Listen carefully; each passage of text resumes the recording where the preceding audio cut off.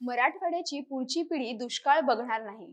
दुष्काळ हा भूतकाळ होईल, असा विश्वास राज्याचे मुख्यमंत्री देवेंद्र फडणवीस यांनी बीड जिल्ह्यातील खुंटेफळ साठवण तलाव प्रकल्पाच्या लोकार्पणाच्या सोहळ्यात बीडकरांना दिला.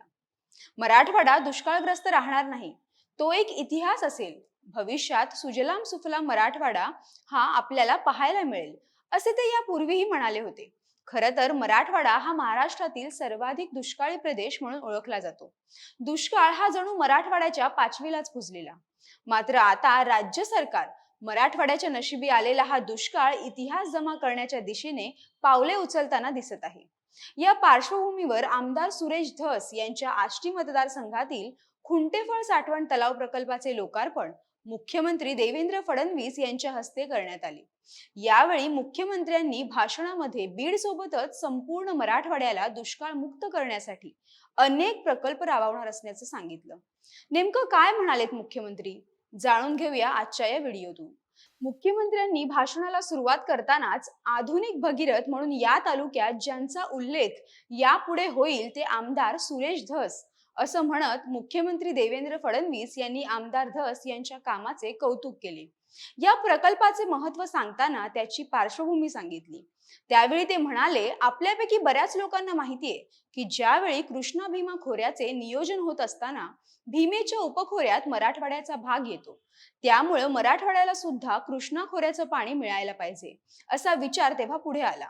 त्या काळात गोपीनाथ मुंडे यांच्यासह अनेक नेत्यांनी विशेष प्रयत्न करून कृष्णा खोऱ्यातील 23 टीएमसी पाणी हे मराठवाड्याला मिळालं पाहिजे असा निर्णय घेतला. परंतु दुर्दैवानं काही कारणास्तव त्या निर्णयाची योग्य अंमलबजावणी झाली नाही. त्यानंतर त्याचा पाठपुरावा सुरू असताना 23 टीएमसी पाण्यापैकी केवळ 7 टीएमसी पाणी सापडले, बाकी सापडलेच नाही.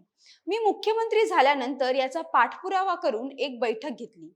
धाराशिव जिल्ह्यातील सीना कोळेगावमध्ये हे पाणी आणण्याच्या प्रकल्पाला मान्यता दिली, निधी उपलब्ध करून दिला आणि तिथे हे पाणी पोहोचले. त्यातच आमदार सुरेश धस यांच्या मागणीनुसार महायुती सरकारने पहिली सुप्रमा आष्टीमधील या प्रकल्पाला दिली. तब्बल 11,000 कोटी रुपयांची सुप्रमा या कामाला देण्यात आल्याचे फडणवीसांनी सांगितले.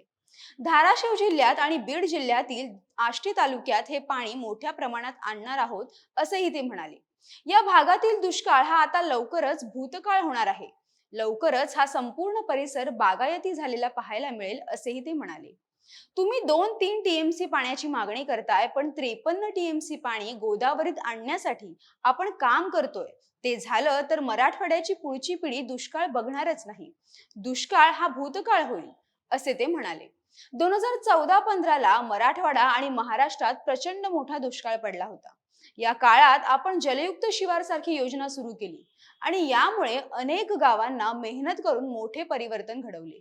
अनेक गावे पाणीदार झाली आणि मराठवाड्यात भूजल पातळी वाढली.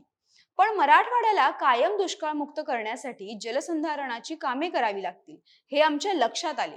तसेच थेट समुद्रात वाहून जाणारे पश्चिमी वाहिन्यांचे पाणी जोपर्यंत गोदावरीच्या खोऱ्यात आणत नाही, तोपर्यंत मराठवाडा दुष्काळमुक्त होऊ शकत नाही. वाहून जाणारे 53 टीएमसी पाणी हे गोदावरीच्या खोऱ्यात आल्यास मराठवाड्याची पुढची पिढी दुष्काळ केव्हाच पाहणार नाही. या सगळ्याचा आम्ही आराखडा तयार केलाय आणि 2019 मध्ये त्याचा GR काढला होता. दुर्दैवानं सरकार गेल्यानं त्यावर काही कारवाई झाली नाही. पण पुन्हा आमचे सरकार आल्यानं आता माझ्याकडे जलसिंचन खात्याची जबाबदारी आली आहे आणि मी महाराष्ट्रातील 4 नदीजोड प्रकल्पांचा पाठपुरावा सुरू करून त्यातील सगळ्या अडचणी दूर केल्यात. या प्रकल्पामुळे विदर्भ, मराठवाडा आणि उत्तर महाराष्ट्र पूर्णपणे दुष्काळमुक्त होणार आहे आणि आता हे काम पूर्णपणे मार्गी लागले असून येत्या वर्षभरात नदीजोड प्रकल्पाचे काम सुरू करू. 53 टीएमसी पाणी गोदावरीच्या खोऱ्यात आणल्यानंतर मराठवाडा दुष्काळमुक्त होईल. या माध्यमातून पुढच्या पिढ्यांना दुष्काळमुक्त करण्याचे काम करणार आहे. राज्यातील सगळ्या उपसा सिंचन योजना आता सोलारवर टाकणार आहोत. त्यामुळे शेतकऱ्यांवर अतिरिक्त बोजा येणार नाही. शेतकऱ्याला दिवसा 12 तास वीज मिळावी यासाठी मुख्यमंत्री सौर ऊर्जा वाहिनी योजना सुरू केली आहे. 2026च्या डिसेंबर पर्यंत किंवा मार्च 2027 पर्यंत हे सगळे प्रकल्प पूर्ण होणार असून शेतकऱ्यांना 12 महिने दिवसा वीज मिळेल. यामुळे राज्यावरचा बोजा सुद्धा कमी होणार आहे. आमचे सरकार सामान्य माणसाच्या आणि शेतकऱ्यांच्या पाठीशी उभे आहे. मराठवाड्यातील कानाकोपऱ्यात आम्ही पाणी पोहोचवणार आहोत. दरम्यान मराठवाड्यातील पाणी आणि सरकारचे प्रयत्न यावर बोलल्यानंतर भाषणाच्या शेवटी आमदार सुरेश धस यांनी मुख्यमंत्र्यांना चिठ्ठी आणून दिली. त्यावेळी सुरेश धस यांनी भाषणावेळी फडणवीसांना चिठ्ठी आणून दिल्यानंतर ही चिठ्ठी 3 TMC ची असल्याचे फडणवीसांनी सांगितले. तसेच या निमित्ताने सरपंच परिषदेच्या लोकांनीही अनेक मागण्या केल्याचे त्यांनी सांगितले.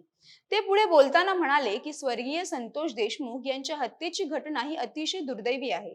अशा घटना खपवून घेतल्या जाणार नाहीत. या प्रकरणी आरोपी कुणीही असला तरी प्रत्येकावर कारवाई होईल. आपण सगळे छत्रपती शिवरायांचे मावळे आहोत. छत्रपती शिवरायांनी 18 पगड जातींना एकत्र घेऊन स्वराज्याची स्थापना केली. आपल्या सगळ्यांना सुद्धा एकत्रितपणे नांदायचे आहे.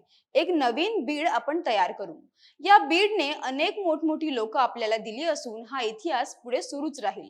गौरवशाली बीडचा इतिहास तयार करण्यासाठी सगळ्यांच्या प्रयत्नांच्या पाठीशी मी ठामपणे उभा राहील, असा विश्वास देवेंद्र फडणवीस यांनी बीडकरांना दिला.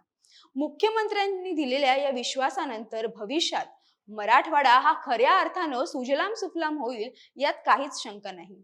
याविषयी तुमचं मत काय ते कमेंट करून नक्की कळवा. व्हिडिओ आवडल्यास लाईक करा, शेअर करा आणि महा MTVच्या YouTube चॅनलला सबस्क्राईब करा. धन्यवाद.